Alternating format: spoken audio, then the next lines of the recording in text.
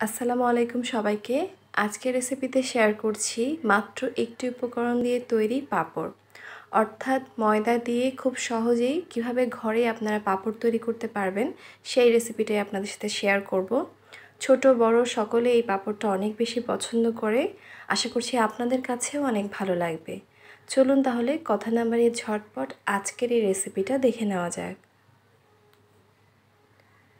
আমাদের রেসিপির জন্য লাগছে 1 কাপ পরিমাণ ময়দা। একটা মিক্সিং বোলে আমি 1 কাপ পরিমাণ ময়দা নিয়ে নিয়েছি।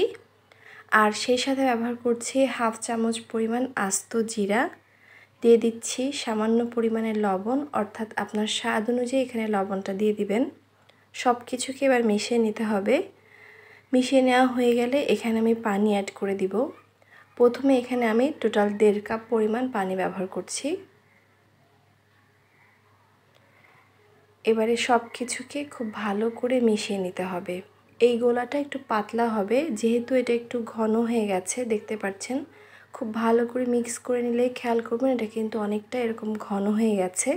ঠিক ওই পর্যায়ে এখানে আরও আধা কাপ পরিমাণ পানি দিয়ে দিবেন। এবারে সব কিছুকে খুব ভালো করে মিশিয়ে নিতে হবে। আর এই ব্যাটারটা কিন্তু খুব বেশি ঘন হবে না, আবার খুব বেশি পাতলাও হবে না। আমি দেখিয়ে দিচ্ছি ব্যাটারটা ঠিক কতটুকু ঘন বা পাতলা হয়েছে।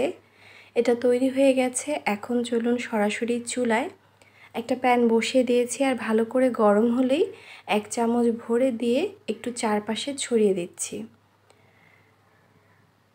এখন ঢাকনাটা লাগিয়ে দিয়ে কিছুক্ষণ অপেক্ষা করব। যখন দেখবেন এর উপরের পাশটা হয়ে গেছে, ঠিক ওই পর্যায়ে এটাকে নামিয়ে নিতে হবে। আর নামানোর সময় যে প্লেট এটাকে নামাবেন সেখানে একটু তেল ব্রাশ করে দিবেন, এতে করে এটাকে উঠাতে অনেক বেশি সহজ হবে। আর এভাবে করে সব কয়টি পাঁপড় আমি তৈরি করে নিব। একটা পাশ হয়ে গেলে এটাকে নামিয়ে নিতে হবে। সব কয়টি পাঁপড় আমি এখানে বানিয়ে নিয়েছি। এখন এগুলোকে রোদে শুকিয়ে নিতে হবে।